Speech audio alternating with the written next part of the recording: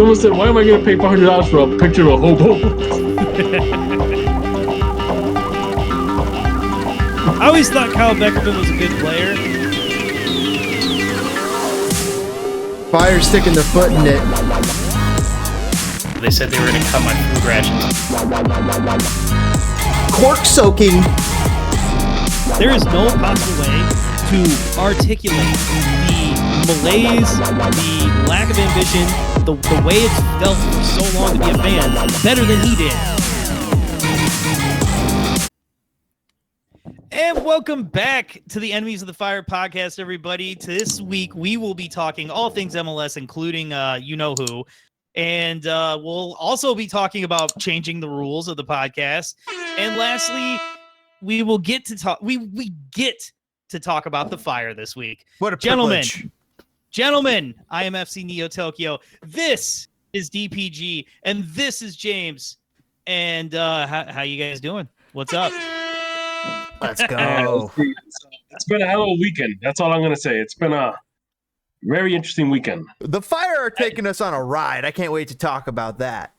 I know, but we're teasing that. That comes later. Mm-hmm. Now, so I guess let's start with the biggest news story on the planet, right? Which is Messi is back. He's playing soccer again, and he's good at it. Can you believe it? Scored against Colorado over the weekend. Might even be playing tonight against Monterrey. I'll have to double check that while we do it live. That was DPG. Was that or was that not a pretty sick goal this weekend, though? Messi is starting tonight. You know what? Messi is starting tonight in a half an hour. If it doesn't say in a half hour, okay. If it doesn't say Chicago Fire in front of the player's name that scored, it doesn't matter to me.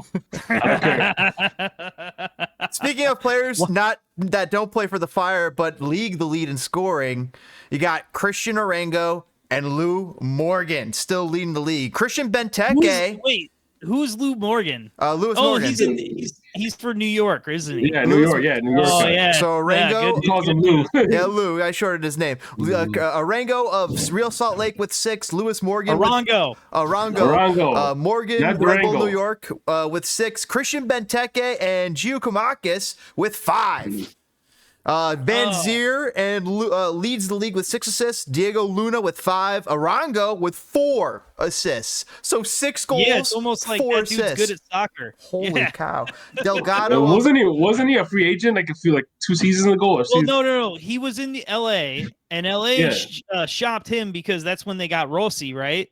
Or was that vice versa? No. Who do they got now? Buanga. So they shipped him out to somewhere in Mexico and got Buanga.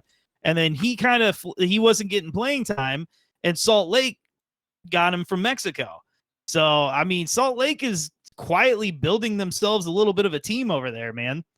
Looking good. Delgado of LA Galaxy with 4 assists as well. Lucho Acosta continues to lead the league in key passes. That's like been a trend on this podcast. It's just like since the league season started, Costa leading the league. Carlos Heel with 20. Brooks Lennon. What? Brooks mother Lennon, bro. Brooks Lennon with 18 of Atlanta. Joseph Paintsil with 17. So, and then Buanga, Ruidiaz, Bernadeschi, and Chancalay leading the league with shots. Buanga Oliveira of LAFC, got him on my MLS team. Raul Ruidiaz and Suarez leading the league with shots on target. Puig continuing. Are you guys catching a trend? These are some older players here. Yeah. No, yeah, I am catching a trend. None of those guys play for the Fire. That's the trend. There's no Fire players in here, but maybe if we get to goalie statistics, maybe there would be a Fire player. Hold on. I was just about to ask this question. On the Fire right now, would you take Rui Diaz? Because he would back up Kuipers in theory or fight for that starting job. Oh, I'm and then second, Kuipers. Right. And here's my thing. I kind of wish we were like other leagues because we could go to Lucho Acosta and be like, do you like to live in Cincinnati? I'm sure you'll love Chicago. And we'd be able to pay whatever and get him on our team and everything would be wonderful. But alas, that is not the way. I love Lucho Acosta. Ricky Puig, though, leading the league by like 200 touches.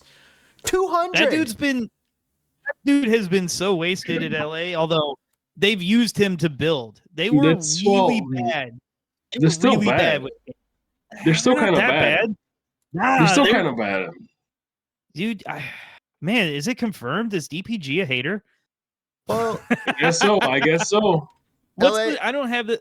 I only have Look, man. East. What's LA Galaxy? LA Galaxy? in the West? so, LA Galaxy is like the LA Clippers of the 90s. but they're in second No, place dude, right now. And they're in second place. LAFC is like the Lakers, right? Where's LAFC in relation? They're the Lakers. Okay? They're the hottest thing in LA. They are Lakers not. had the- They okay. Neither of those teams are the Clippers. First of all, that is Right? so wholly inaccurate. It's horrifying. San Okay, Jose you're right. Earthquakes. That's something like the Clippers. No. Oh, They have to always be. a bridesmaid, never the bride. They have to be in LA.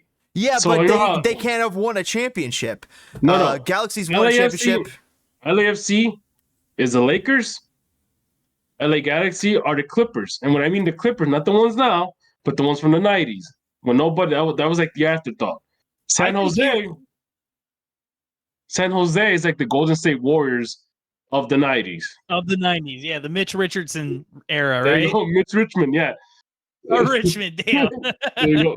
Mitch Richmond area, there you go. San Jose in dead last place of all MLS, just right as all things should be. Meanwhile, the league leaders of the Western Conference are Vancouver Galaxy, Real Salt Lake, who's got Christian Arango running amok, Minnesota FC, and LAFC. Houston and Sporting playing well as well right now.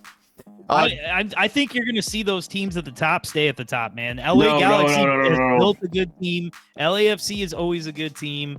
I mean, LAFC is going to overtake the Galaxy as the season progresses. I would take a bet on that one. I guarantee the Galaxy finish ahead of LAFC this season. Who is LAFC signing this summer? Oh yeah, Giroud. Yeah. Well, I mean, I don't know. Is that really going to help them? Is it going to help how they play with Bouanga and stuff? I think so. You think Giroud's going to come here and play well? I mean, he's a big man who knows how to score goals. He's going to bring that the French style of play that he likes, that he's so good at. Like he fits the MLS the MLS borderline tactics of just hump that ball up. They should have gotten on the fire. He fits Klopa's ball to a T. Austin and Colorado kind of duke it out in the middle, but here's the surprise losers of Western Conference: Seattle Sounders, FC Dallas. That's an easy one for Seattle Sounders, man. They lost their GM. They didn't make any moves over the offseason. No, they shed some weight. They got rid of Ladero, who is still playing well, but they got rid of people. But did they get anyone back that was decent? not really. But I mean, I think Seattle is in that period where, like, give them one more year of suckage, and then they'll be back. What about FC Dallas? Like, it's just a down year. Do you think FC Dallas ran out of young talent to be pumping out of the academy? They're still young, so like, what's the problem? Well, I mean, I think that's the thing. They just can't ever build anything. I personally believe they kind of swung for the fences last year. And when I mean swung for the fences, they were like, well, instead of just kids, we're going to also bring some people in. And I don't think Areola has been anywhere near the addition they wanted him to be. I know Jesus Ferreira has had a really down year, which where's the Get playing at right now? I know this. I'm blanking on it though. Yeah, It's nobody somewhere out knows west. because his famous girlfriend dumped his ass. So, Dude, well, he was out there. He dropped that bag. That's one of the worst. That's bad news, man. What about Yeah. Pamukal? Pamukal down there in Dallas too. that guy's been down there forever, since forever, bro. He's 24. It seems like he's been there. It seems like he's been there for like 15 years, bro. He's got 126. Comical. He's got 126 apps for them, and he's 24. Oh, It talks Paxton Comical. Paxton. Yeah, okay. Toke's laughing because it's like, man, that guy. It feels like that guy's been there forever. You know, it just that's what I keep talking about the U.S. team too. Like people thought, like they really just think we're gonna run it back in 26. Like things are gonna change, and guys sometimes just don't hit. And Pomykal looked like he had all the tools. He looked like he was on the upward trajectory, and he just hasn't ever lived up to the hype. Now, I mean, he's built a little career for himself. He's getting paid to play soccer in Dallas, but I mean, he hasn't reached the heights we had hoped for him, like overall. And it's funny. So would you consider? So would you consider him like the Jordan Morris of Dallas? No, worse. Jordan Morris has had a great career in Seattle. Yeah, Jordan Morris. He's done very well. Now, I would say Jordan Morris has never gone to the next level because he's stuck in Seattle. Because he went to Stoke and played well for what, 3 games before his leg exploded? It doesn't matter. He could have gone to Germany, bro. It doesn't matter. Yeah, he just did it on a rainy day on a Tuesday in fucking Stoke. Yeah. It doesn't matter. He got scared. He decided to stay in Seattle because his mom and dad got him a dog, and he got a new apartment with his girlfriend. All right? That's why. Dude, I haven't seen his girlfriend. You don't know, like people live their life. Like sometimes you have to be. Oh my God! Sometimes if you want to be the best, you got to play with the best. Not this whole, I'll just stay in Seattle, because it's closer to home. Well, no. Peep this. Did Mario Balotelli ever want to be the best, or did he just want to play soccer, live his life, and be a little wild? Mario Balotelli doesn't care about anything but Mario Balotelli. Let's be honest here. He'll play where he wants. His nihilistic approach to life, I do enjoy it. I just want to hear more Mourinho stories of Balotelli. Those are the best. Oh God, I heard that. I heard one of those. He's got a lot of them, and Mourinho telling Balotelli stories is great. But speaking of the best of the best, 14 of the 15 minutes talking to Mario, and he gets a card. Yeah, and he gets a card right away. Gets sent off. And they end up winning somehow. But the top best of the best in the Eastern Conference, who do you think it is? Oh, I know. I've got it. You got it. New York Red Bulls. Yeah, the New York Red Bulls, who are playing stupid amazing when he's not, dropping the N-word, allegedly. Van Zier is out there doing well, and then what's his face? Lawrence is scoring all sorts of goals, and Emil Forsberg obviously made the right decision. Like, New York's having a hell of a year, man. His wife's pissed about it, but look, New York is not going to win a trophy. They could win. They've won a supporter shield. That's all they won. That's it. They haven't won an MLS Cup. They haven't won a U.S. Open Cup. They haven't won anything. They're cursed. Right? That team's cursed. Philadelphia, Inter Miami, Columbus, and Cincinnati rounding out the other great teams in the Eastern Conference. Atlanta doing okay, Toronto doing okay, DC too. Chicago just outside of the playoffs, but the surprise losers behind Charlotte. But the surprise losers, I'd have to chalk up to Nashville and to New York City FC. No, don't forget Orlando City. They looked like they were going to be strong this year. Not surprised. Well, keep in mind, all these teams, what's the common trend that we're seeing right here? All these expansion teams, they're running out of that expansion team steam. All right? Well, St. Louis for sure did. St. Louis is struggling over in the Western Conference. So, there's one example. Look at Nashville. Nashville was competitive for like the first 2 or 3 years of their existence. They had, Hani Mukhtar scoring like crazy, and look at them now. Minnesota, Miami, and Cincinnati, and Atlanta, all kind of above that zone. So those are kind of but you're right about a lot of these other expansion teams struggling. Nashville, down. Orlando City, down. New York City FC, down. I think New York was easy to see because they brought in nobody. Austin, languishing. St. Louis, languishing. So yeah, Austin, a lot of these. Austin is surprising because I would have expected them to be competitive because, man, with all the support that they were getting, and for a while it seemed like they might have been the team, but I guess they're running out of steam now. I guess they just started like, I would say Austin has a little bit of bad luck. They've tried, they've worked really hard at it, and you're gonna have down years, especially in a parity-ridden league like MLS. So I wouldn't be Yeah. surprised if Nashville isn't just back next year. But I think it was easy to see the downfall of a couple teams, like New York City for sure. Did nothing. They got worse. They didn't get better. And same thing with like New England, which I think is hilarious because Caleb Porter guaranteed a win, and they got their first win of the season. Who they won against? James, you got that? Who did they beat for the first one? New England. Who are we talking about? Caleb Porter? New England. England. Yeah. I'd have to look it up. But by the way, we'll probably, right after I find this out, we should close it up and start moving on to Messi and MLS new rules that they're dropping. Rules, fun. I mean, like real quickly, I could just summarize that. But New England's been, wait, let's see. I got their games pulled up. Who did you want their first game?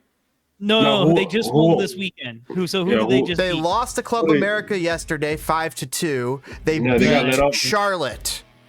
1-0. Charlotte. And then they lost to Club America 4-0. They lost 9-2 on aggregate to Club America. Yeah, Charlotte's another team that's kind of like they're languishing. Charlotte and DC are both ahead of the Chicago Fire, and I feel like the Fire are a better team than both of them. Yeah. Don't worry, man. Look who we had to play against at the beginning of the season. You know, but keep in mind too is like, man, I'll just get into it when we talk about the Fire. We'll get into it later. We'll get into it later. So to briefly talk about this, MLS changed its rules the other day, and somebody big came into town to discuss it with them. Maybe, you know what? Let's close it right here. We'll come back after the break. We're gonna talk Messi. We're gonna talk my big tease, what I just talked about, and then after that, we'll be talking Fire. We'll be right back after a word from these messages. You're hanging out with Enemies of the Fire, like that match or that candlestick. What's up, everybody? I am FC Neo Tokyo, and you are listening to Enemies of the Fire. It's me and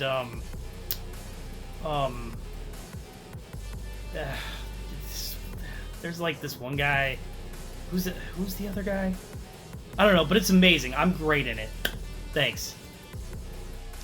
Hey guys, this is DPG, and you are listening to the Enemies of the Fire podcast. James, Mitch, and I start this podcast to talk about our favorite soccer club, which is the Chicago Fire. Thanks again for listening. Hope you hit the subscribe button, and go Fire. So, according to the recent MLS owners meeting on Jekyll Island, then they hopped on a train, went over to Mar-a-Lago. From there, they crawled down into Trump's basement and outwalked Gianni Infantino, the president of FIFA. The president of FIFA. Okay, the jokes aside, the real story here is the president of FIFA came into town to meet with the MLS owners about these recent changes and future MLS changes in the coming off season, because the first changes are right now in the middle of the season, and they start with this: an option of either 3 DPs, 3 U22s, or 4 U22s at $2 million of GAM, along with 4 U22s and 2 DPs. So like you could have, it's really weird. And then you have 2 buyouts. Where's the 4th DP? What? Just God. Yeah, where's the 4th DP? I got it right. And then a max of $3 million in GAM, so more money, more funny money to bring in top players. In the middle of the season, but at the end of the season, there might be something big happening.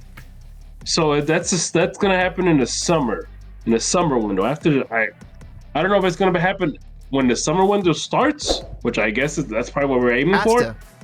But it's going to be option of 3 DPs and 3 U22 players. So together. So you can get 3 DPs and 3 U22 players. That's big. So hold on. What a question, sir? Question. Yes.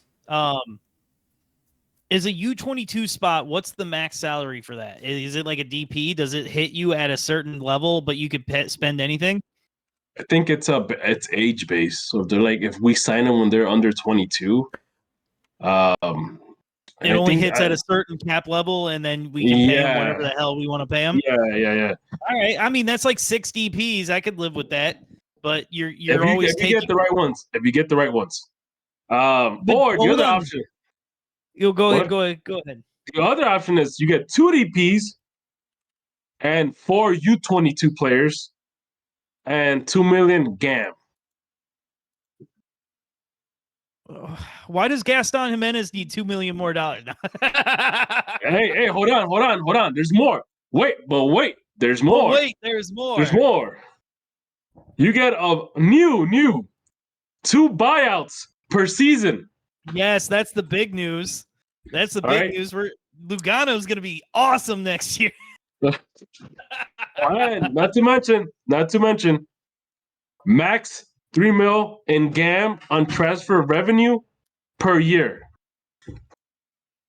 Okay, that you know what that's okay. That's okay. That's another play. That's one huge I wish they got contract rid of that. right I wish now. they got rid of that. I wish they got rid of that. Just get rid of all these I wish they stupid would just get rid rules. of all this crap and just say Tam. just raise just 10x the salary cap. Just tell them, hey, And then here's your no salary rule. cap and Just- figure it out. Exactly. Just have the US born. And then that's the other thing they need to fix. Like Canadian teams should get credit for having Canadian players versus like US. You know what I mean? Like they should be able to have, I think they do. Okay. Because I think for a while there, the Canadian team had to have like a certain number of Americans on them too. It was weird. It was whatever it was weird and I didn't like it. So in other words, or Canadian domestic players. Yeah, that's what it says now. So in other words, MLS is kind of gearing itself towards competing in the bigger stage. So now, if you're talking about having 3 DPs and 3 U22 players, now you're really able to compete with Liga MX, possibly overtake them too. Here's the fact of the matter is most of the DP signings to this point were so limited that you had to be right. Like you had to catch somebody you knew was already good. The thing I kind of like about this, but is going to piss everybody off, because like I joked, it's like having 6 DPs, but the problem is the U22 players are all a risk. And it's like, and so it's allowing our teams to take the kind of risks on younger guys that the rest of the world can, because they just eat it, right? They don't have salary caps to worry about. But that's going to be a problem for fans. They're going to get on these kids, man, because kids pan out or they flame out, man. It happens, We just talked about comical. I want to update the Canada-based club's rules because they actually have an extra wrinkle to their team roster development. It's actually super interesting. So first off, they must have a minimum of actually 3 Canadian domestic players, a minimum. But beyond that minimum, U.S. domestic players also qualify as domestic players for Canadian clubs. Whoa. So they get the dual benefit of Canadian players, U.S. domestic players, and anybody from refugee asylum status. But they must have, so that all qualifies for the domestic. But they must have 3 Canadians total at least. This is the U22 initiative in the MLS. This is the rule. Mm-hmm. The U22 initiative allows MLS clubs to sign players 22 and younger who hit the cap at a fixed low cost, as well, and crucially, not having to factor in the transfer fee to the budget charge. Oh, no transfer fee. That's actually awesome. We're going to be able to take a lot of risks now. We're going to be doing a lot of added wheeling and buyout. dealing.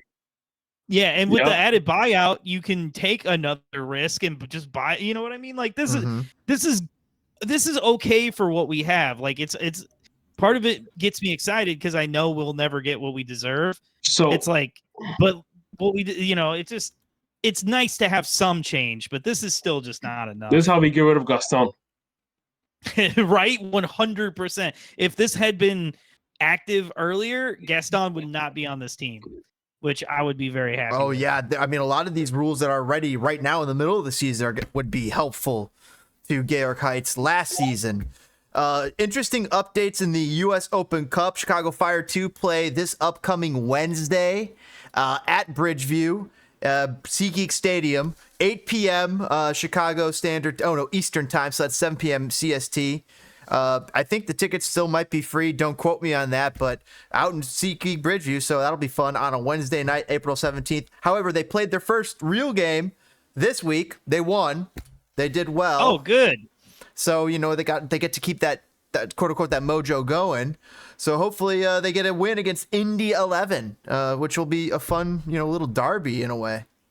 It's nice. They and like how sad are like this kind of makes me sad because think about it. We played Chicago City, we played Forward Madison. We're about to play Indy 11. How dope would it have been if the first team had played those guys? Now I do slightly feel bad saying that because, right? But I slightly feel bad for saying that because the kids are doing amazing on that team, honestly. But like, how cool would that have been to just like the Chicago Fire get to play these teams? Like, I don't know. It just makes you like. It tears in my heart. I'm really happy to see the kids doing well, but it makes me sad because I wish we were. That could have been us. That could have been us. Could have been us, but Nelson Rodriguez is playing.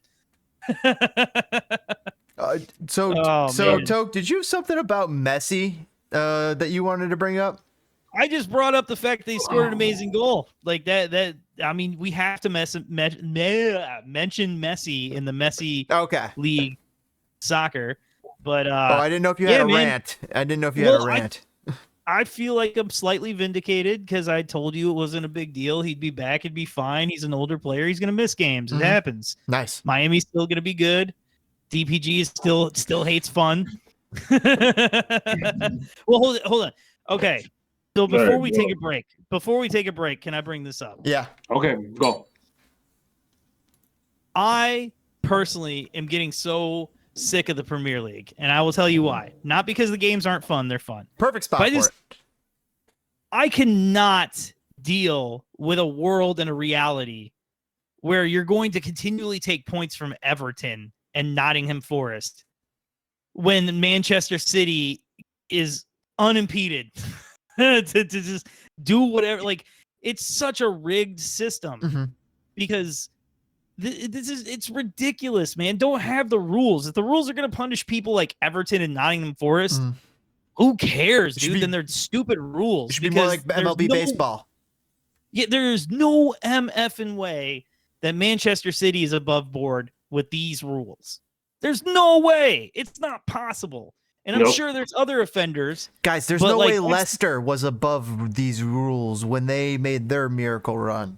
Don't you dare besmirch the greatest sporting thing that happened in our lifetime. Well, hold on. That's a question. What's the greatest thing that happened sporting-wise in our lifetimes? A Cubs World Series or a Leicester City Premier League? White Sox World Series was almost as rare. Well, that too. You're right. 80-some-odd years. It's Cubs for me, man. Cubs for me. Leicester City. You know what? Blackhawks, baby. The thing about Premier League, you always have a random team that wins it every other decade. 20, 30 years. Yeah. Yeah.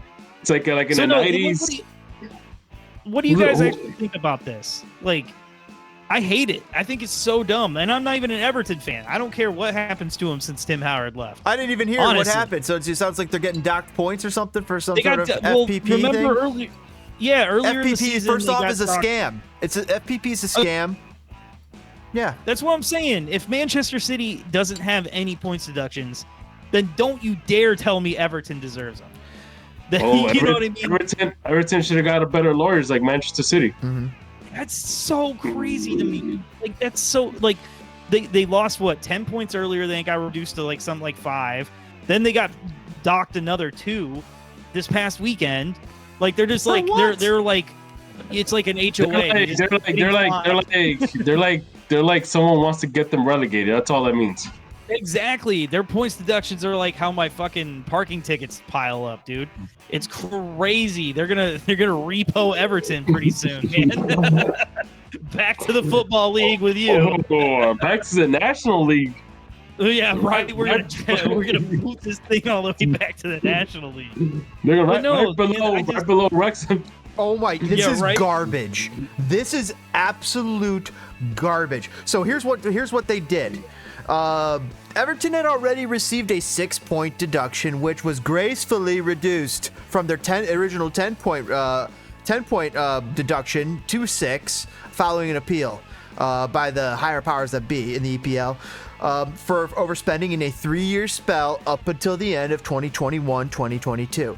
The latest punishment, which added another 2 points to that, handed out by an independent commission, came after Everton was found to have spent too much in the 3 seasons up to the following year. So they take the last 3 years, my theory. and then and so they roll it over, and so it's like, of course they're gonna roll over. But let me finish this, because here's what it amounts to.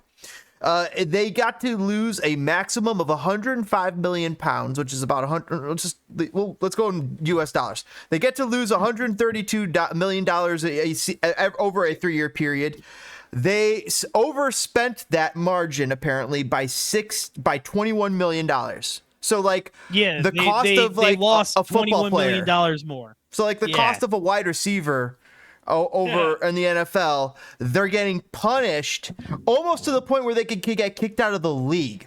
That and Everton will not yo-yo back up, especially when Manchester City and all the other big clubs like them are able to really just have. They don't have these limits. You know what it is, bro. You know what it is. This is how it works. This is allegedly. They probably cooked the books. They probably got great lawyers, and when they do signings, they're like, "Hey, we're gonna pay you this, but let us know when you get to your new home, and look in the basement. Here's the key. Here's the key to the safe. Wink, wink. It's garbage. I know I've singled out Man City, but Chelsea too has been just spending like drunken sailors for. Chelsea's just like throwing money away, bro. Exactly. There's no possible way they're in compliance with these rules. No, bro. No, they are in compliance because they wrote the rules. They wrote the rules. And here's how it works. If you have a big enough pocketbook behind you, you don't have to worry, which these Chelseas and the Manchester Cities do. And because they were at the top of the league, they basically already were built in with a larger allocation of money that they could spend at this. The game is rigged from the start. It might even go back to 1992-93 when they started the Premiership. This is like this. This is how it is. Chelsea. Hey, Diego Moreira, welcome to Chelsea. By the way, as a president from the owner of the club, here's your brand new car. When you get home, open the trunk. Wink, wink. That's all it is, man. There's piles of more money in there.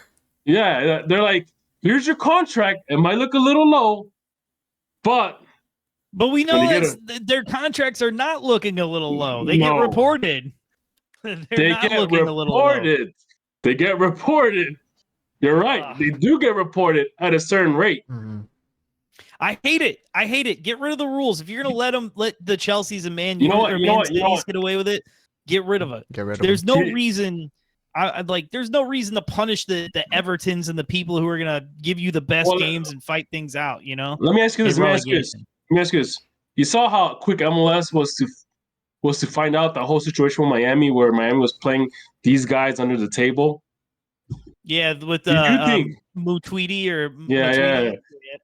Do you think that the EPL, with all its might and all its investment, do you think they waste their times trying to investigate if players get paid under the table? Apparently, no. Because no. No. You think teams like Manchester City, with all that oil money, can get away with signing all these players, go over that freaking PSF, whatever it's called, and not get busted for it? Because keep in mind, you're right. Chelsea's been signing a lot of players. They've been signing a lot of contracts, and they have not been busted for this.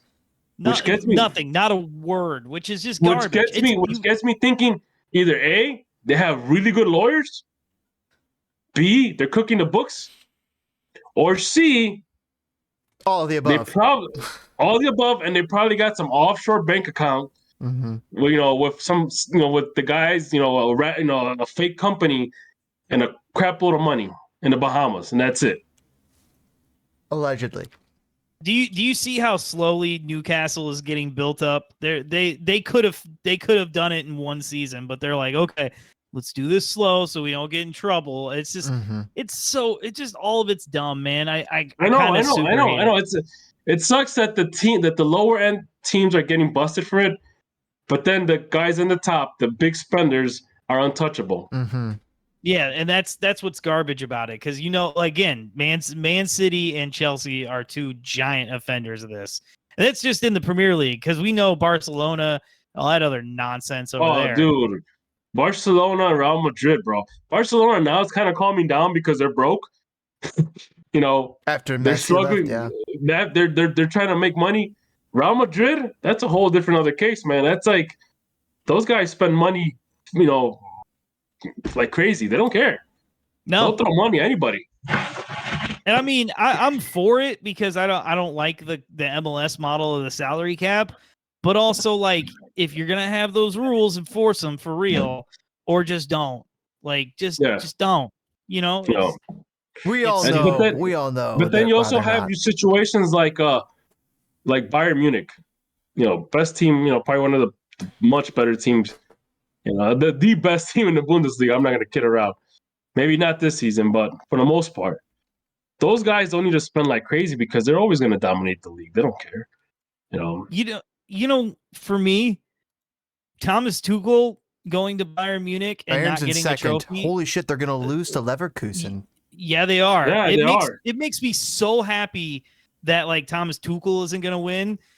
But God, do I just feel like we need to put a watch out for Harry Kane. Dude leaves Tottenham to go to a club that's guaranteed at least a trophy, and he's going to play for them for the one season before they ship him out, where they don't win a trophy. It's going to kind of be sick. Dude, I gotta look at this Leverkusen team, and then let's close up this. Yeah, bro. 60. They're what? They're 16 points above Bayern Munich, bro. I know, it's sexy, isn't it?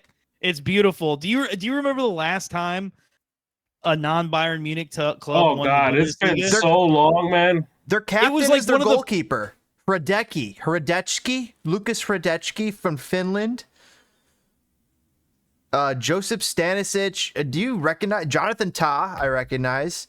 Yeah, Tah is having a huge season. Hincapi, Kosonu, Hoffman. Stop me if you recognize anybody. Andrich, Borja Iglesias, Florian Wirtz, Edmund Tapsoba. Florian Wirtz, I recognize. Yeah, Florian Wirtz. He's their number 10. That's, why are they so good? That's the reason. Borja Iglesias is their number 9. Edmund Tapsoba. Where is this guy from? BFA. Burkinabe from Burkina Faso. Yeah, Burkina Faso. So in other words, well, wait, hold on. Arthur. Who in MLS was from Burkina Faso? It wasn't oh, it wasn't Kai. It wasn't Nope. It wasn't Oduro. I know. Oh man, you know what? Oh God! No, Oh, they that's got gonna some- bother the shit out of me. They got a few people here. Like this guy was. They do. Like this is kind of crazy. Their owner was playing some football manager and FIFA. a No, lot. dude. Like No, they Jonathan put Tah. Listen to this: Victor Boniface, Jeremy Ricky Frimpong, Boniface is good. Granit Xhaka, Nicholas But you know what? Long, You know what this reminds me of though? Timothy Fosu Mensah. Yo, you know what this reminds me of? Yeah. What's that? Moneyball. Nabamba. I'm sorry, Mabamba. This is like moneyballed these a, guys. Yeah, this You're is like right. a Moneyball. This is like a Moneyball team. Yeah. A bunch of players that not a whole lot of people know, but they're beating the crap out of the team that everybody knows. Well, they brought in some youth guys too that were tabbed to be pretty good a while ago. Don't be Everything's coming up surprised. Leverkusen.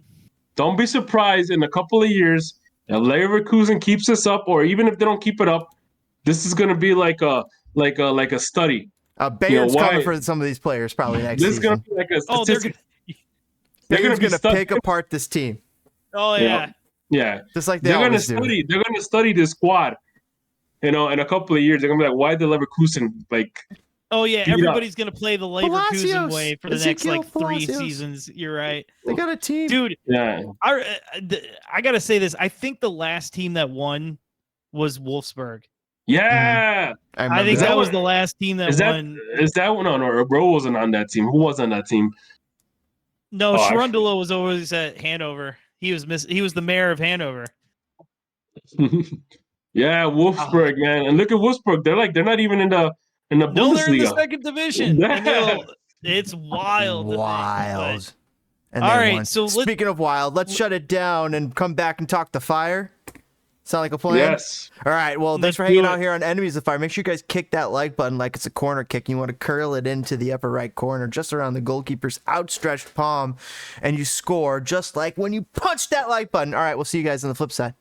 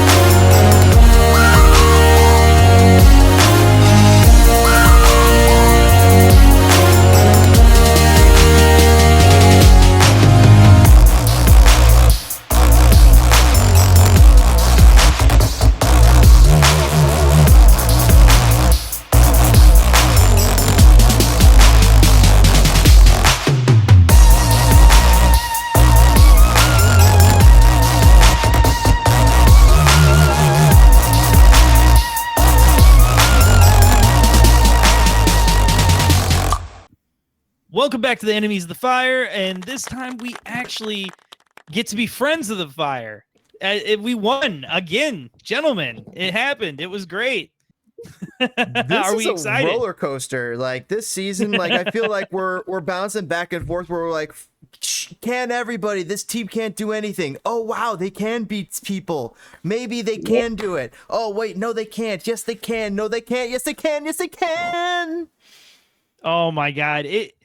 I got to tell you, I was there. I got the giveaway for Nice. once. Oh, let me which see was that. fun. Let me see the back of that. That looks snazzy. It's pretty sick. Kind of like a Cubs kit too. Yeah, It's very much like yeah. a Cubs kit. Yep. So, but before we get into the 2-1 win, I want to talk a little bit about the experience here, because for the first time in my sports going life, I was early, like into the stadium. I was just like, I got in right as it opened, got my jersey, and I was like, now what do we do, right? So there was a marching band. I didn't know that. So these high school kids apparently show up with their instruments now, and there's a marching band. So there's that happens. And I got to admit, I was pretty jacked with the Peanut Tillman breaking the glass. He threw the axe down and he just punched it. That's it. Legendary. Peanut too. He did the peanut punch. He did the Yes. So I didn't know this, but like I walked by, there was this huge signing table. And there's already a huge line, so I gave up on it. I was like, who is this? And then they were all down there for that, and it was like Peanut was one of the guys, Stroman Jr. I don't even know who else, but it was just like, I wish I would have known. I would have went and said, hey, I but would have brought my peanut jersey. yeah, I don't know. It was another fun time, but it was a cold game. I got to tell you, I bought a $50 blanket. Holy fuck. And, That's that cold. and it's a nice blanket, you know. Yeah, that'll be nice. But I bet it was. It better be. and so I didn't use it. My girl, she wrapped up in it completely like She a didn't even burrito. share. I hope. Can I ask a question? I hope you use the stadium discount to purchase that blanket. Oh, 1,000%. Yes, I sure Okay. did.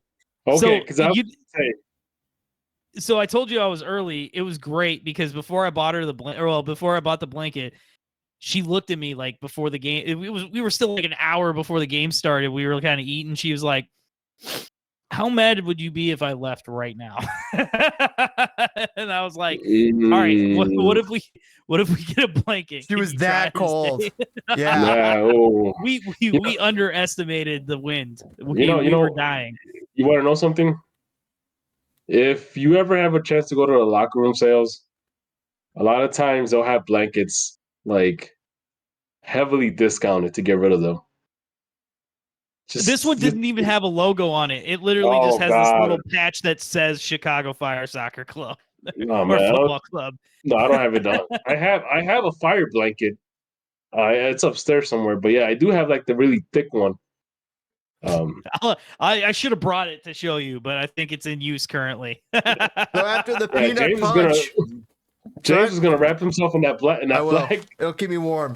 Oh, yeah, it'll keep you warm. So after right. that peanut punch, how did the game go? Because it looked like it was a little nervousness at first, but then things started to figure themselves out. I did feel a little nervous at first. I was upset with the lineup. Well, I'll take that back. I was happy with the lineup. I was okay with Guti starting on the bench, knowing full well he was going to come in. I was worried about our center back pairing, Salquist and Shihos. I think Shihos is over it. You know, we've talked all season about that. You think Shihos is over it? Because I think he got re-engaged towards the end of the game. Well, I don't know if he's re-engaged, but it was by far his best game of the season. Yes. By far. Really? So you thought it was his best game? Because what I saw was towards the end of the game, I'm seeing like, not like he seemed a little re-energized. He seemed like he was given a damn a little bit more. What happened? I think like the other team tried to fight him. I mean, why wouldn't you? Why wouldn't you target our center backs at this point? But I think it was Shios' best game. I was pretty jacked to see Suke. Like, I feel like that was a surprise. This is the answer we've been looking for. We couldn't offload him, so might as well use him, especially when Gutman goes down. The right? announcers said that he was standing in for Tehran, who got because of the red card last week. The red card, yeah. Yeah, I mean, I think that red card's going to screw us because Klopas is going to punish Tehran, which will punish all of us. And because our center back pairing should be Tehran and freaking Pineda. Thank you. Couldn't think of the kid's name. Yeah, Pineda. That should be our center back pairing. But defense aside, Chris Mueller, it's struggling, dude. Really, he's really struggling. That's why he hasn't played much. I don't think. I don't know. What did you guys actually watched on TV? I was there. Yeah. So what do you think of the lineup? Here's the thing. I was watching WrestleMania and the Fire game at the same time. Okay, so I had my head turned one way. Then when I heard the announcers getting excited, I'll turn around.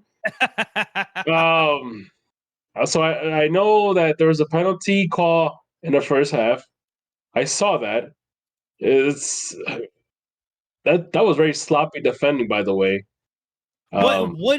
Dude? So okay, if you brought it up, the first goal was a penalty that I still do. I mean, I get that Shaq is the guy, but like, why do you not let Kuipers continue to gain confidence? I get that, but you know what? When I got a guy like Shaqiri who can go up there and like, guys, we should really consider Shaqiri's overall record at the penalty spot. This dude's fucking gangbusters. Knock on wood. I gotta knock on some fucking wood, but right now, look, man, because there's a reason that they have him taking the penalty kicks. He's got nerves of steel when it comes to these spot kicks. He really does. He does. And he's putting it on frame consistently. I got to keep knocking on wood. Well, here's the thing. I can't believe that guy did that. Like, he's bear hugging Shihos in the box. I saw that. Yeah, he was and the ref comes over. He's like, the ref is like, dog, I'm gonna stare at you. Don't do this. And the ball is kicked, and he just blows the whistle instantly because the guy is all over him again. I think that player. I really think that that's the guy who lit Chios' athletic fire again, because we've all seen it. The last few weeks, his competitive fire has been a little bit down. And I really feel like you said that was his best game. He turned it on after that. Yep. That's when he turned it on. That's when the the spark was like, you know what? The fire was reignited. Yeah, because I mean, man, I saw that penalty. I'm like, okay, cool. They got his penalty. Bam, we scored. And guess what? Shaqiri. There's a reason you got Shaqiri taking it. He's not to say he's a sure thing, but as far as penalty kicks go, when you got that type of guy, you keep giving it to him. So who was wrestling at the time? That is a good question. I don't remember now. Well, you know what? What time was the game? No. Oh, that's a good. I don't remember anymore, man. But you know, yeah, I don't remember anymore. Shaq didn't only just have a goal, guys. He also assisted to Guti. This was Shaq's best game of this season for sure. Shaq showed up this game, and I'm starting to wonder if we were a little too hasty to start throwing him out and saying that this team might be better without him. We weren't saying that exactly. We said they need him, but here's the thing. But there's times where it feels like maybe they didn't, but he's reasserted himself. I think Shaq has these moments where he might have maybe 1 or 2 games that are great during the season. Mm-hmm. Then he'll just revert back to like being average Shaq. I don't know. You know, maybe he might surprise us and actually play like this for the rest of the season. I don't know, but I'm not gonna hold my breath. Like, I honestly think Shaq's just gonna find a way to kind of revert back to that lazy Shaq. You know, no, I mean then you take him out. Like I said like a week or two ago. Like, you just wring that towel dry. You get every bit of good Shaq you can out of it, and you've got him for the year, and then he's gone. Yep. You know what I mean? So you just wring it out, wring the towel out. But yeah, definitely was super like. It was like the penalty is a great thing to score, but then I don't know, man. We give up these goals that just hurt the soul. Who gave it up? Chios gave it up. He should. I think it was Chios' fault. Nope. No, who then?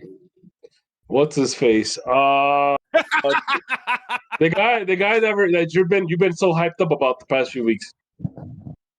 Who's that? Dahlquist, Herbers. Herbert. Oh, wow. Herbert, you're right. It was a bad pass by Herbers, but Chios didn't react quickly. But yeah, dude, Herbers is like you said, he's what he is, man. He's coming back to earth. He's coming back to earth. He's coming back to earth. He's still the best option to be next to Kellen. You guys got him all hyped up. And this is the end result now. He made that crappy pass because he's like, oh man, I'm about to score another goal. Let's start that play. Let me go back past this pass. And that's how it starts, man. So wait, do you not think he's the best choice there at center mid with Kellen? I mean, we finally saw Fede Navarro for the first time in this game. Well, here's the thing. So Herbert for me has always been a Swiss Army utility knife. It's a guy that you could plug in a certain spot for a little bit, but after a while, as we're kind of starting to see now, he's coming back down to earth. You know, and he's better in spot starts. It's really weird. You're right. Like, he's better it's like his mind gets it becomes too much. He knows how to play the position, and then he starts overthinking when he plays it a little too much more. And this is how, like, for example, like, to me, he's always been like a super sub. You bring him in on a 70th something minute, and he could be your game changer. Any minute you could bring him on, yeah. Or you could bring him, any minute, he'll be your game changer. But so then, who would you start in center midfield then? Gaston. Forward? Get the fuck out of here. Who else would you start? So here's the thing. It's unfortunately I will either start Fede, or I will even consider putting Pinedo back on a DM spot. I wouldn't hate that. I wouldn't hate that. But I think if you want a much better long-term solution, hey, you're gonna get a couple of extra free slots in the summer. You know, consider maybe using them. Yeah, well, I mean, do you think we're gonna have one DP? Well, do we buy out Gaston and get our DP back? I mean, buy his ass out and get a deep key back. Yes, send his ass to Lugano, baby. That's what it is, bro. You buy his ass out. That opens up what, 2 DP slots? You got two DP slots. No, that would be one. No, because you have Shaq and Kuipers. In Kuipers. Shaq, Yeah. Oh yeah, that's right. So you get 1 DP slot, and you still have a U22 slot because Brian Gutierrez is taking up a slot, and Fede Navarro is taking another slot.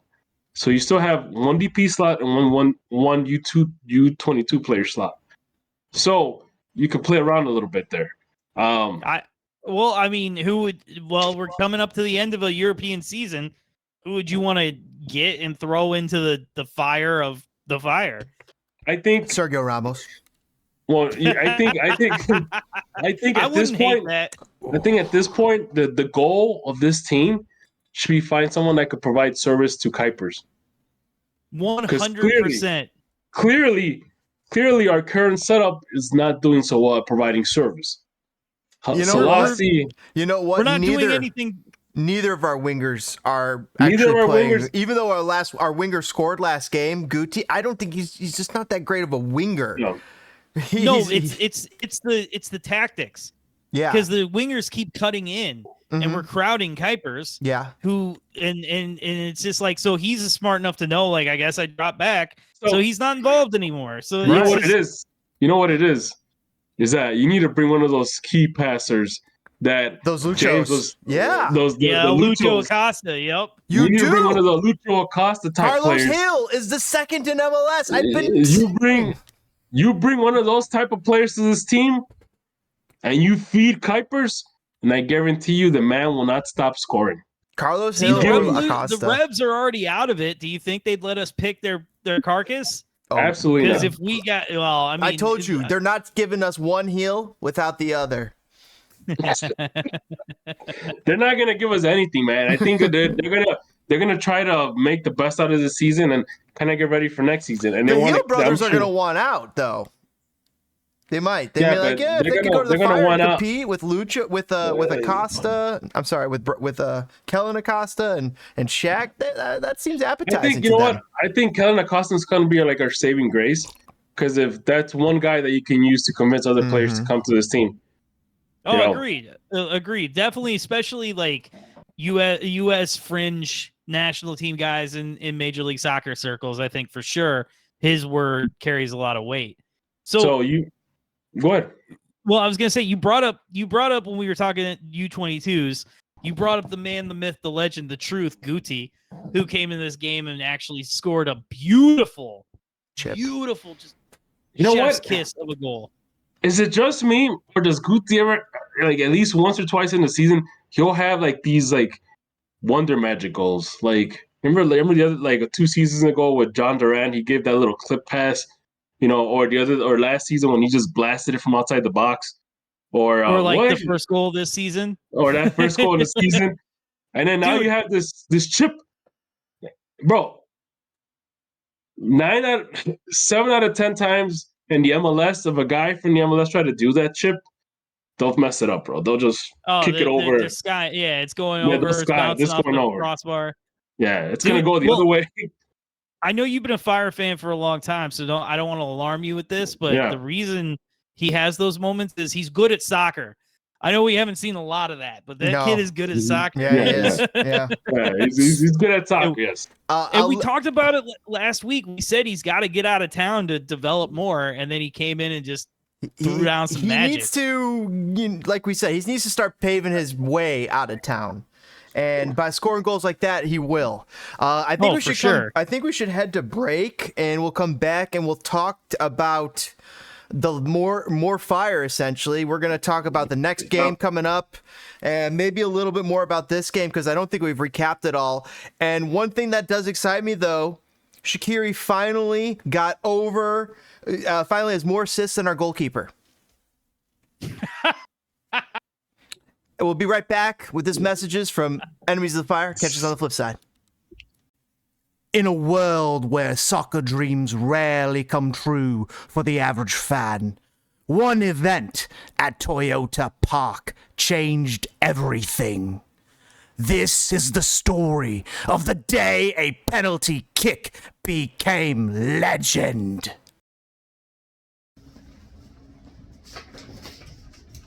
I thought it was a prank at first. Me take a penalty kick at Toyota Park against Sparky? No way. So, the training began. Right then and there.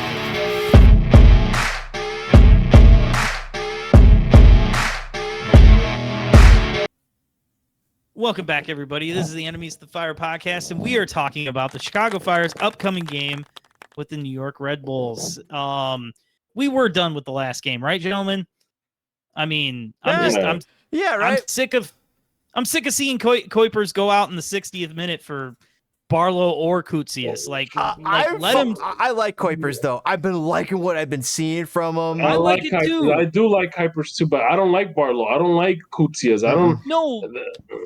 I'm sick of him coming out of games. Like, leave him in the game and put in whoever didn't start on the wing in. And then you've got the speed to beat the tired players to feed the good striker and not Tom Barlow or Koutsias. You know, like, just the fucking tactics on this team. Maybe Howard Selassie might be better as a sub too, because his speed, it's not really been doing anything lately. It feels like last year he was flashing, and maybe it's because he was used in that sub role a little bit more often than as a straight up as a starter. But his pace is not really amounted to much, and when he does bring the ball up and cut inside, he's not having that final pass that's working to get it to Kuipers, unfortunately. Like I said last podcast, I rate him at about a 2.5 star in MLS terms as far as Football Manager goes. He might be our best winger per se, because Guti, he's a 2-star winger. But you move Guti to center attacking mid, I think he becomes a 3.5.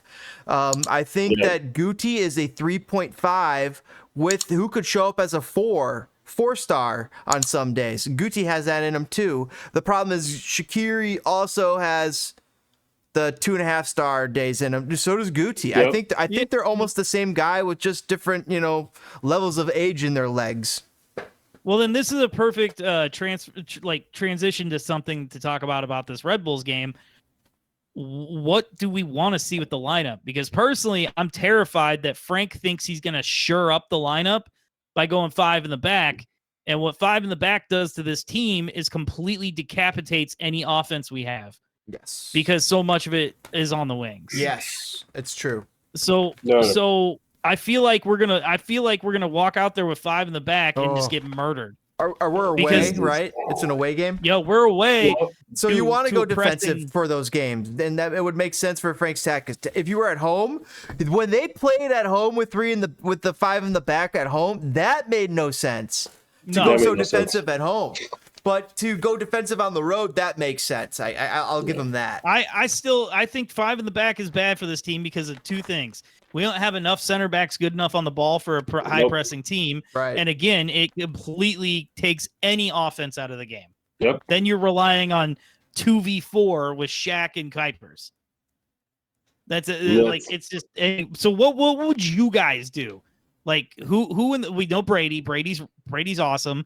What would you do in center back? Because it's time to switch Herbers out. It's time to switch Herbers out of the mid position. Let's put him on the wing for a game. Ew, gross. Herbers plays terribly on the wing. Yeah, don't do that. He entered the league as a winger. Don't bring that hate over here, man. Doesn't mean anything. I wanted to be a photographer. Like, I'm trying to refresh him. I'm trying to refresh Herbers, and I'm wondering if Guti coming off the bench, he's gonna score. He's gonna score another goal because I just feel like he's got more pop coming off that bench sometimes against these tired MLS players. Let's start with the back line. All right, okay. What formation are we going? What formation are we going with?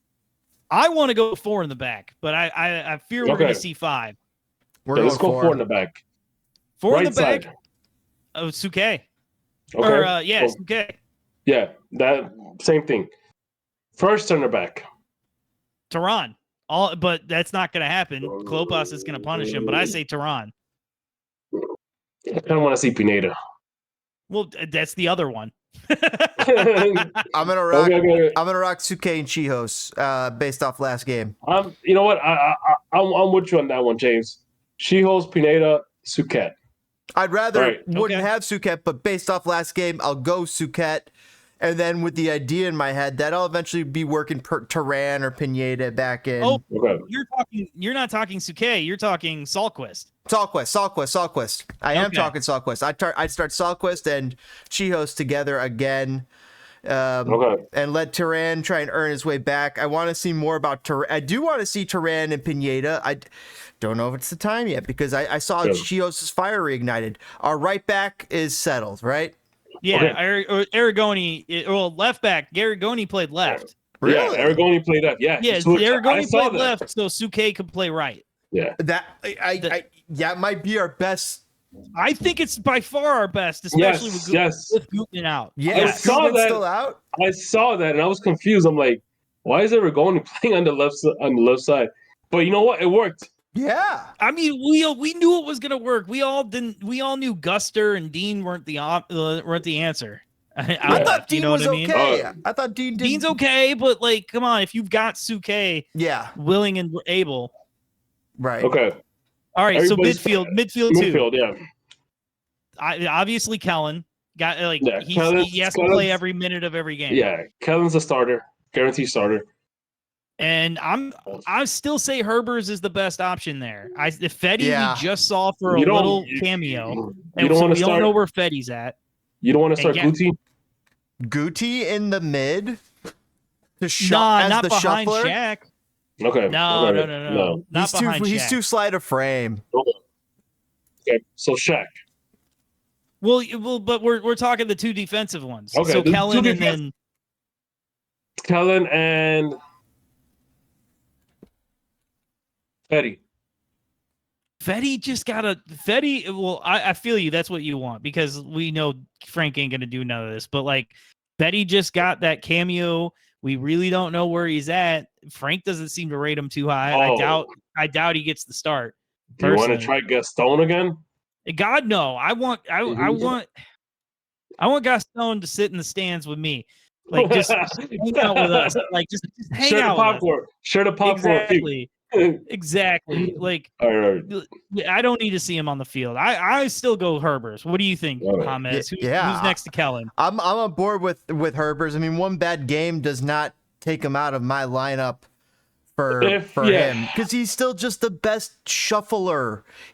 That's what his position is. Because if Kellen Acosta's playing that, kind of that destroyer mid type, then you need the shuffler, the person who you could get that ball to, the box to box type of midfield. I mean, Kellen's playing a box to box type of midfielder, to be honest, but that's where Herbers comes in as that shuffle. I just think he matches up well. Gaston works as well too. Hold on. With Who's Acosta. Who's better on the ball? Because this is New York. They're going to Herbers. press. Herbers is better. You think Herbers is better than Gaston on the ball? If you're gonna start Herbert, start him off next to Kellen. Wait, so I is agree. it New York Red Bulls or New York City? New York Red Bulls. The really good team that presses. The good New Because they're York. in first. The good New York. I might actually not go Herbers. I might go Gaston then. See, I feel like Gaston does one flashy play. Everybody thinks he played well, and they all forget about all the passes all the horrible behind the runner passes. Who's the better we get out of passer? it. Who's the better passer? That's the question. I mean, neither of them are very good at it. No. But with the high effort play of Herbers, with the fact that it's worked. He's not I jogging. No, he's not jogging back. He's not jogging back. Yeah, Not he at ain't all. Gaston. He ain't Gaston where he'll just kind of stare at the giveaway, maybe jog slightly, and that's it. So who in front of him? Who do you want in the center? Shaq or Guti?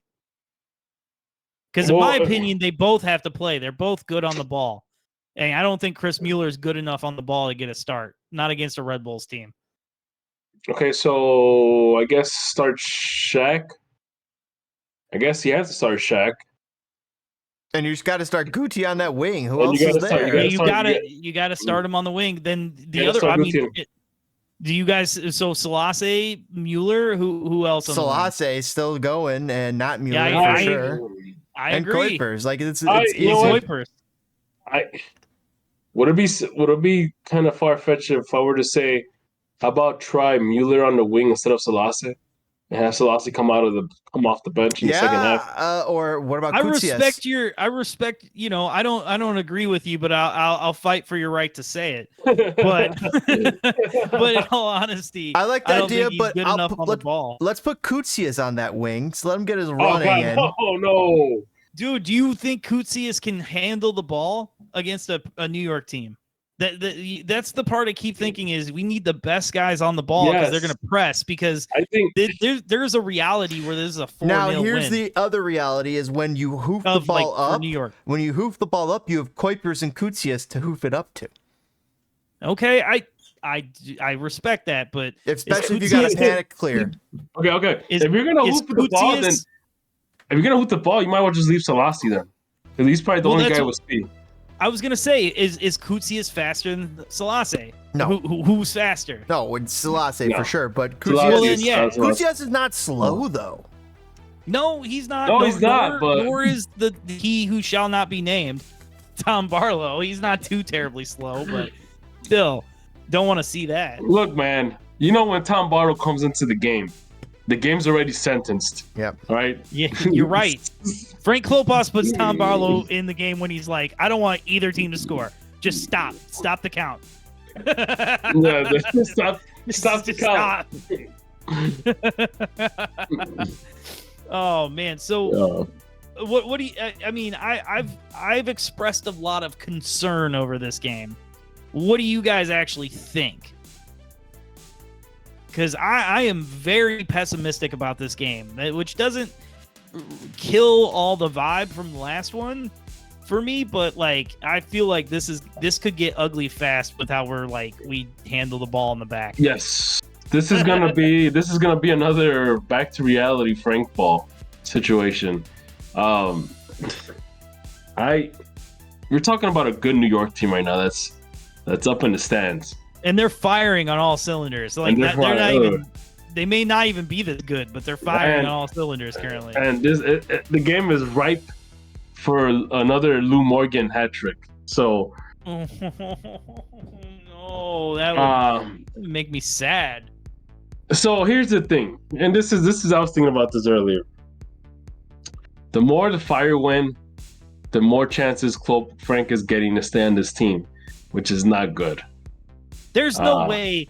There's no the only way Frank keeps this job is if he wins MLS Cup, or literally every single other candidate rejects us again. There's no way he's gonna get.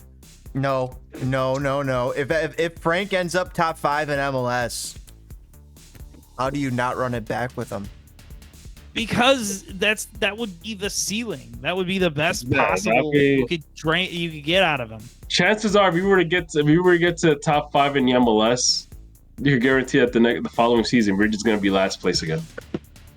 Yeah. I mean, we have the Shaq DP coming free. We've got some, I keep saying this and I still mean it. I will be 100% honest.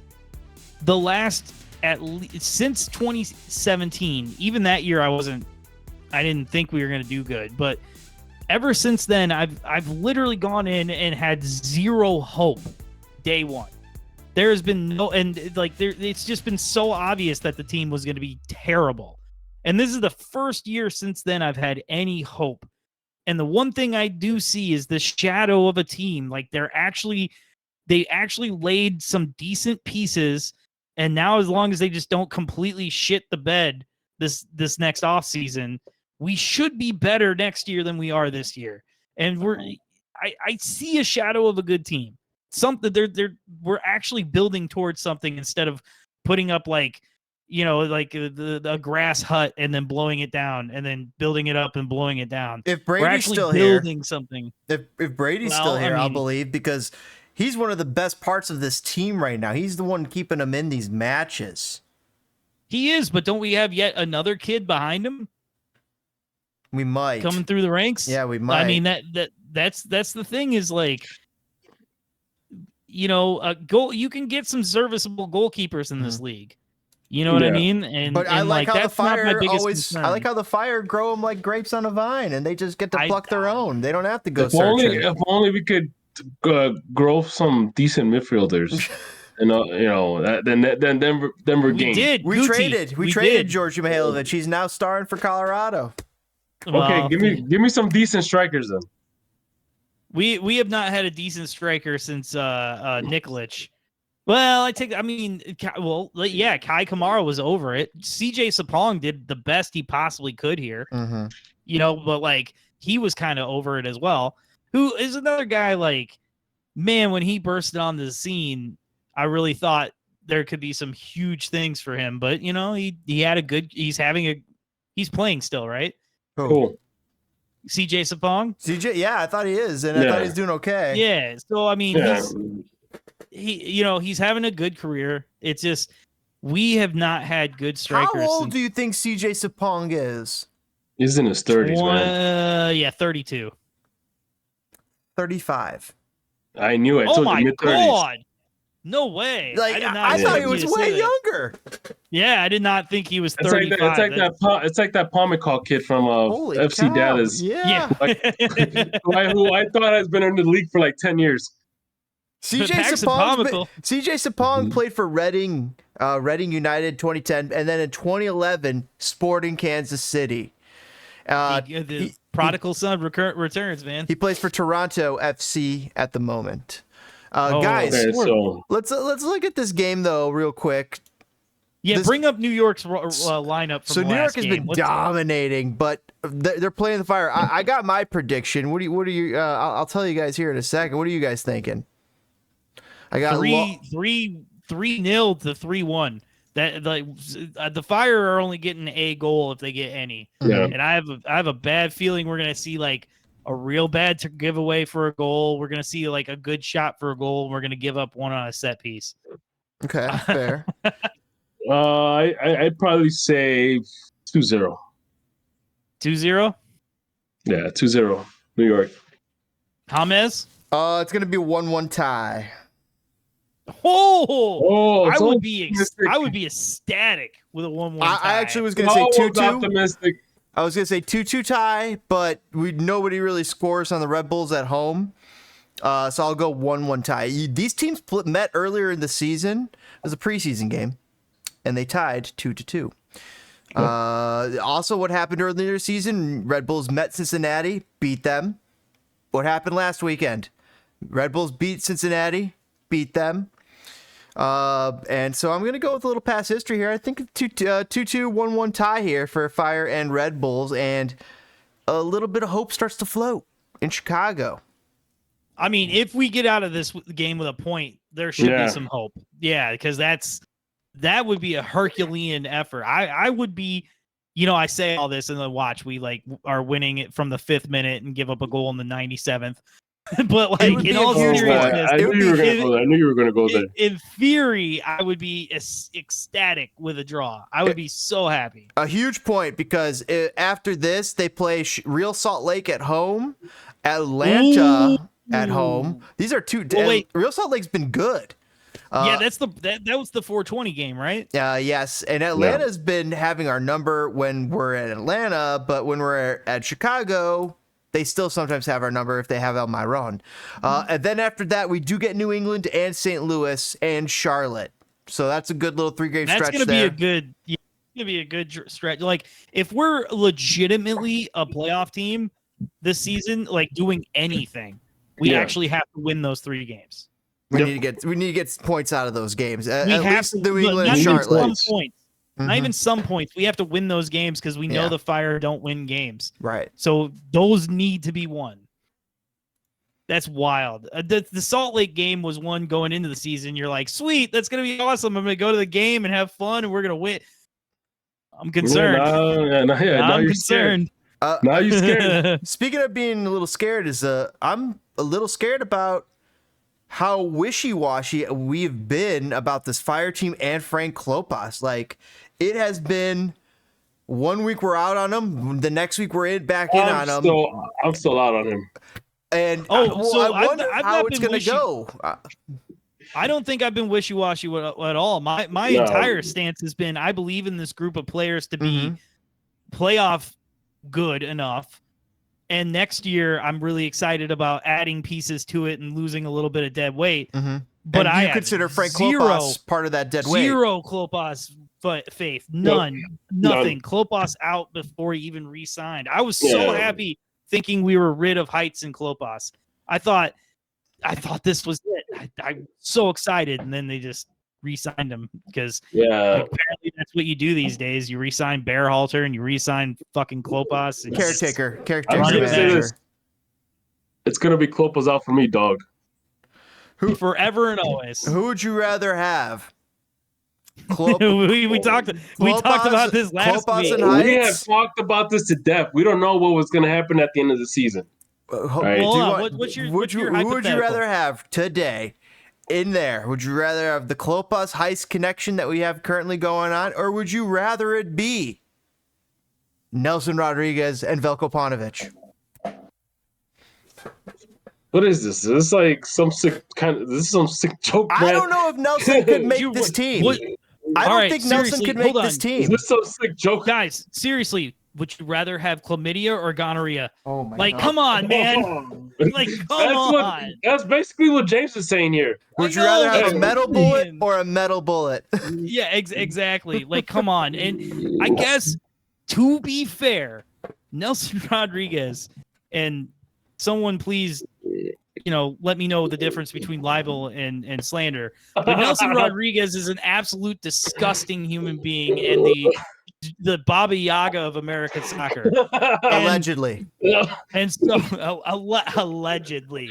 And so, allegedly, honestly, I will take Heights and Klopas over that because I think I feel like Rodriguez is the worst human ever. And I just literally feel like Veljko Paunovic sits in his office and drinks. He's the worst MLS official. I'll correct you there because he's definitely not the worst human ever. You're like a soup okay, story. you're right. You're right.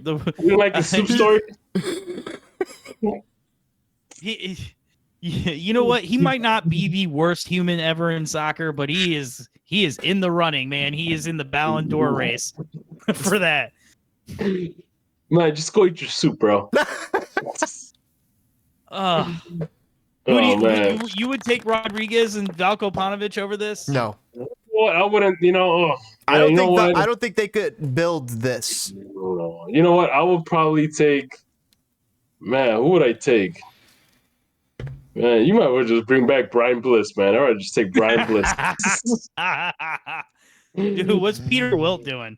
Yeah, what's Peter Wilt doing? He's available. In all honesty, I would like to see some rumors popping up saying that the Fire have approached Jesse Marsch for the managerial position. Behind the scenes. Oh my He's God, still jobless. They probably drunk dial him constantly. Just like, Jesse, you up? Jesse? What you doing? What you doing? What you doing? Imagine if you had Kuipers. See, we're trying to build your team here. Oh God! Georg texts him. Who would you sign if you had the money? Would you sign Kuipers or would you sign this guy? He gets back Kuipers. Is like, all right.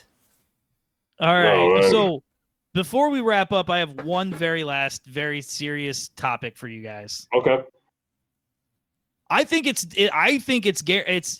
signed, sealed, delivered. MLS is better than the Swiss League because players who absolutely failed at the Chicago Fire are pretty high up in the Swiss League with Lugano. Dumping grounds? What is that? Our dumping? That's basically our dumping ground is playing well. So I feel like it's confirmed.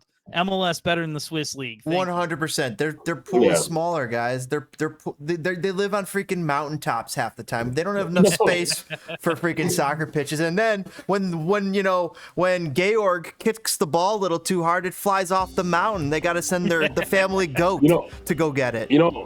Fun fact, bro. I have a cousin that lives out in Switzerland. Oh yeah? Is he a Lugano fan? Is he a watchmaker? No, he's not. You know what? He last time I talked to him, he actually works at the stadium. Oh, I think, really? What team was he? I think he mentioned. I thought you were gonna tell me he was in banking. No, he was. Yeah, right. Good. Right. He works for. I forgot which stadium where. I think he. I don't even know, but yeah, he works at stadium. I mentioned like, oh yeah, you guys, you know. Oh yeah, I think he mentioned the team, and I'm like, oh yeah, FC Lugano played against him. Oh yeah, they were here the other week, so I forgot what team, what stadium he's at. But yeah, just a fun fact. A team in Switzerland. Fun fact. That's fun. All right. He's been asking me to go visit. Speaking of fun facts, you guys helped defeat the YouTube algorithms when you guys punched that like button and comment on our show about your best part or the part that infuriated you the most. Yep, Mr. Baba Yaga over here. And of course, share with Fire man. Friends, guys. So let's Like, get ready subscribe, to close. all that other nonsense. All that good all stuff. That good stuff. Yeah, Oh, hit I the get subscribe that. button. Why comments. you sound so Yeah. down? I'm so Butter pumped, the man. We toast. want to get. Oh man, dude, I've been up since 5 a.m, bro. I'm running out fumes here. Guys, All it's a right, blast well, as always. GPG's gonna get some sleep. We're gonna get out of here. Thank you everybody for watching, and we love you, I love or you. at least Yeah. we're really into you. Depending how the Fires do this weekend is gonna depend how we feel about doing the podcast this next week. And Klopas. Yeah. All right, everybody. We'll catch you on the flip side. Share with Fire Friends. See you guys later. Comment. Good night, like. guys. Good night.